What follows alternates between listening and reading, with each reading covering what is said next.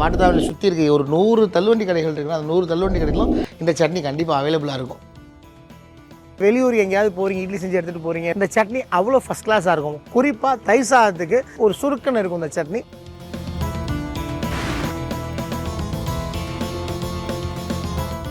இந்த வெங்காயம் தக்காளி வதக்கு சட்னி வரமிளகா சட்னிங்கிறது வந்து இப்போ எல்லா பெரிய பெரிய ஹோட்டலையும் கிடைக்காது. அந்தளவுக்கு ஒரு ஃபெமிலியரான சட்னி இது. ஸோ இது செய்முறையும் பார்த்தீங்கன்னா ரொம்ப சிம்பிள் தான். இப்போ ஃபர்ஸ்ட் நம்ம என்ன பண்ண போகிறோம் சார்? ஃபஸ்ட்டு வந்து நம்ம அரைக்க வேண்டியது நம்ம ஃபஸ்ட்டு அரைச்சிடுவோம் சார். சரி, பெரிய வெங்காயம், தக்காளி, தக்காளி, ஓகே. இதுக்கு அப்படியே வரமிளகா 20 நம்ம இந்த இப்போ நமக்கு எடுத்து குவான்டிட்டிக்கு ஒரு 20 வரமிளகா சார். பூண்டு ஒரு 6லேருந்து 8 பல்லு, மல்லி கொஞ்சம் கூட. ஓகே ஓகே, அரைக்க ஊற்றலாம். நல்லா நைஸாக பேஸ்ட்டாக அரைக்கி கொடுத்தோம். இன்னொரு முக்கியமான விஷயம், இது வந்து kids favourite sir. Kids favourite. ஏன்னா எங்கள் வீட்லேயே வந்து பார்த்தீங்கன்னா இந்த சட்னி இருந்தால் மட்டும் போதும். டெய்லி காலையில் நைட் இந்த சட்னி இருந்தால் போதும். ரொம்ப காரம் இருக்காது, அந்த தக்காளி புளிப்பு சுவை அவ்வளோ ஃபஸ்ட் கிளாஸாக இருக்கும். ஸோ கிட்ஸ் ஸ்பெஷல்னு கூட சொல்லலாம்.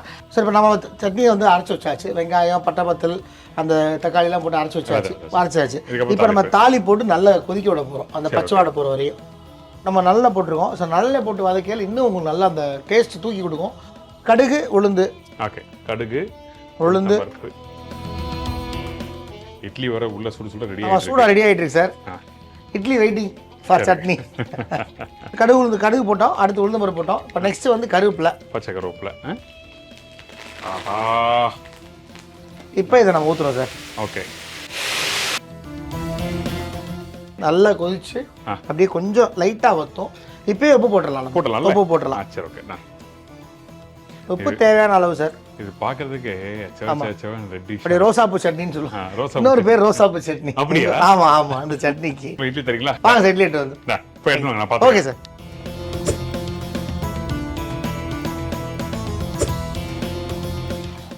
சார் சுட சுட இட்லி ரெடி.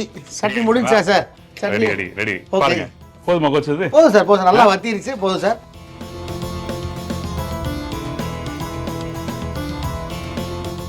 சுட சுட இட்லியில் அந்த சட்னி சுட சுட ஊற்றி சாப்பிடும் போது தான் அதோட டேஸ்ட் ரைட்னா இல்லையா? அப்பா, தொட முடியலங்க.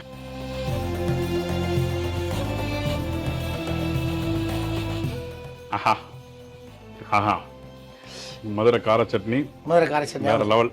ரொம்ப நன்றி சார். Thank you sir.